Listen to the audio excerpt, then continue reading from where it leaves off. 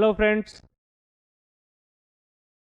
आज ऐसे नहीं बोलूंगा कि आप सभी का स्वागत है। मुद्दा ऐसा चल रहा है कि मैं क्या स्वागत करूं। आप बेचारे हर तरफ से परेशान हो। माँ बाप मम्मी पापा को पैसों के लिए बोलते हो तो वो कहते हैं कि यार अब वापस प्रिपरेशन कर, भेजेंगे, अभी है नहीं, आर्थिक स्थिति सही नहीं है हमारी। जब कभी लगता है कि हाँ यार थोड़ा पढ़ ले, क्योंकि उम्र ऐसी ढलती जा रही है। कुछ टाइम पहले ऐसा था कि हम 20 के हैं, देखते देखते इन किताबों ने 25 निकाल दिया। और आज जब पता चला इन्हीं किताबों के चक्कर में 30 निकल गया। और अब जब लगने लगा है कि हाँ यार अब जाके नौकरी हाथ में आ जाएगी, तो ये जितने भी एग्जाम कंडक्टिंग बॉडी है ये हमारे साथ इतना, आप लोगों के साथ इतना खेल खेल रही है, ऐसा ऐसा खेल खेल रही है कि आप, एक बच्चा अपना एडमिट कार्ड लेके एग्जाम सेंटर पे पहुंच रहा है, पता चला पेपर शुरू हो गया और उसने देखा कि एडमिट कार्ड में इसका सेंटर तो यही है, पर वहां सेंटर पे नाम ही नहीं है उसका। और जाके जब आगे देखा, बच्चे ने वापस से ऑनलाइन जब देखा तो पता चला हाथों हाथ उसका सेंटर चेंज हो गया। एक बच्चे को एग्जाम सेंटर मिलता है उसके उसके जहां वो रहता है वहां से 700 किलोमीटर दूर, हजार हजार किलोमीटर दूर। माउस काम नहीं कर रहे। मतलब मैं अगर आपको सीरियसली एक बात बोलूं, एसएससी को चुल्लू भर पानी में डूब के मर जाना चाहिए। और मैं आप लोगों को एक बात बोलता हूं, अगर तुम लोगों से नहीं संभलती ये चीजें तो छोड़ दो, ये पोस्ट छोड़ दो, ये काम छोड़ दो। बहुत सारे लोग हैं करने के लिए ये सब कुछ, तुम्हारे बस का नहीं है ये सब कुछ। तुम्हें हर जगह पैसा कमाना है। इन गवर्नमेंट्स की, इनकी सबकी यही प्रॉब्लम है, हर डूबते मरते आदमी से पैसा कमाना है इनको। 500 रुपए इनको चाहिए कि 500 रुपए कहीं से भी लेके आओ, फॉर्म फॉर्म भरो, 700 रुपए के फॉर्म भरो, और उसके बाद होगा क्या, उसकी फीस का 200 रुपए जाएगा किसी एजेंसी को, जो पहले किसी टाइम पे 350 जाता था, अब 250 रुपए जाएगा। और वो एजेंसी डिसाइड करेगी मेरा फ्यूचर। क्यों क्यों डिसाइड करेगी वो एजेंसी?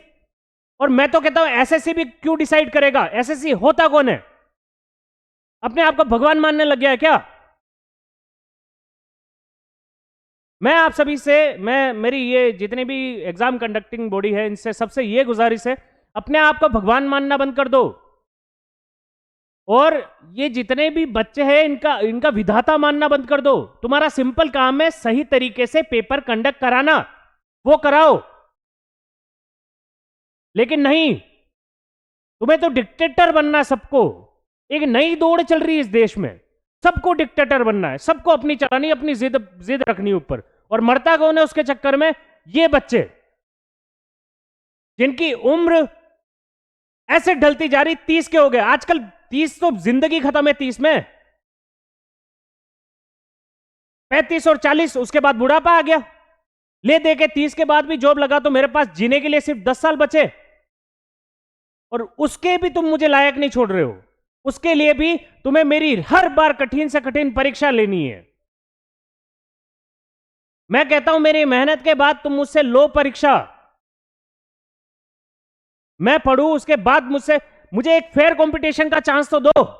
कभी तुम्हारे पेपर आउट हो जाते, कभी तुम्हारे सेंटर चेंज हो जाते, कभी तुम सेंटर इतने दूर देते हो कि रात में, ठंडी रात में, कड़कती रात में, बारिश हो रही है, उसके अंदर मैं जाता हूं पेपर देने।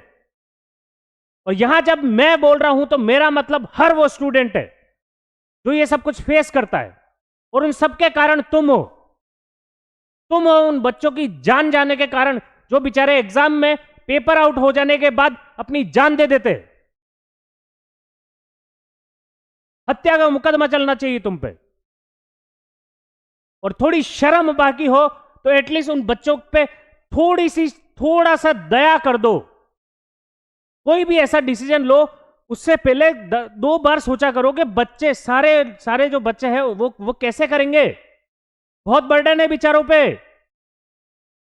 अपनी जवानी सेक्रीफाइस करके वो ये तैयारी कर रहे, अपनी जवानी को दांव पे रख के तैयारी कर रहे, और तुम उनकी जवानी छीनने के साथ साथ उनका करियर, उनकी जिंदगी छीन रहे हो। कोई हक नहीं बनता तुम्हें ये सब कुछ करने का।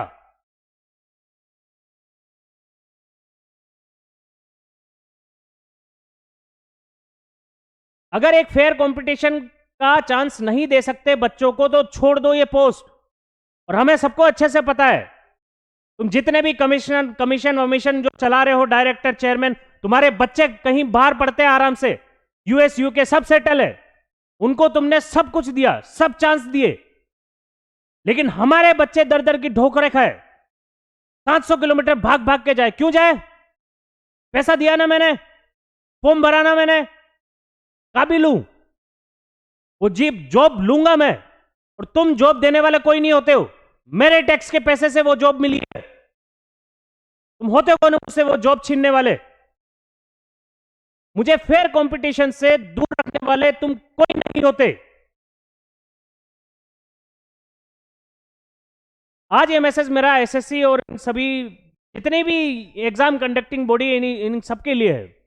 अपने आप को तुगलक मानना बंद कर दो, अपने आप को राजा मानना बंद कर दो। तुम हमारे भाग्य के विधाता नहीं हो, हमारा फ्यूचर तुम डिसाइड नहीं करोगे।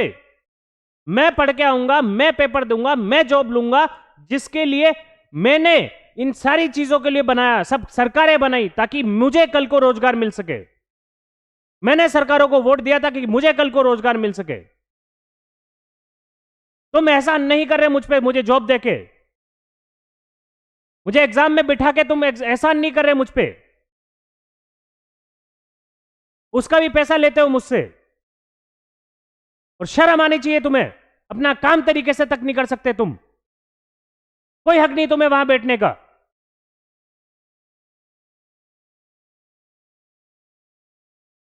तुम गुनहगार हो हर उस बच्चे का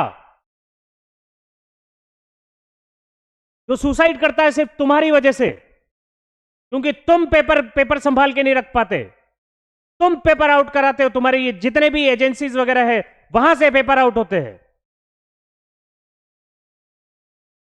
बच्चों के पेशेंस को टेस्ट मत करो। किसी दिन ये ज्वालामुखी की तरह फटेगा, मत परेशान करो उनको, बहुत परेशान है वो अपनी लाइफ से। वैसे दिन रात किताबों में लगे हुए, फेसबुक इंस्टाग्राम पे स्टेटस देखते हैं। एमएनसी में काम करने वाला उनका दोस्त है, मनाली में घूम रहा है वाइफ के साथ, और मेरा यहां तक अभी तक शादी का कोई अता पता नहीं है। क्यों? क्योंकि मैं एसएससी की तैयारी कर रहा हूं 5-7 साल से, और इसी तरीके से एसएससी, कभी तो मेरा सब कुछ होने के बाद भी 2 साल तक कोई पोस्टिंग का पता नहीं। रेलवे ने मुझे 3 साल से लटका रखा है। अब बहुत हो गया, अब और नहीं होगा। अगर थोड़ी सी भी तुम में शर्म बाकी रही हो तो प्लीज ये तुम्हारे ये जितने भी ये गलत काम है ये सब बंद कर दो, और थोड़ा सा बच्चों के बारे में सोचना शुरू कर दो। शायद इसके बाद मैं और कुछ बोलना नहीं चाहूंगा। चलिए।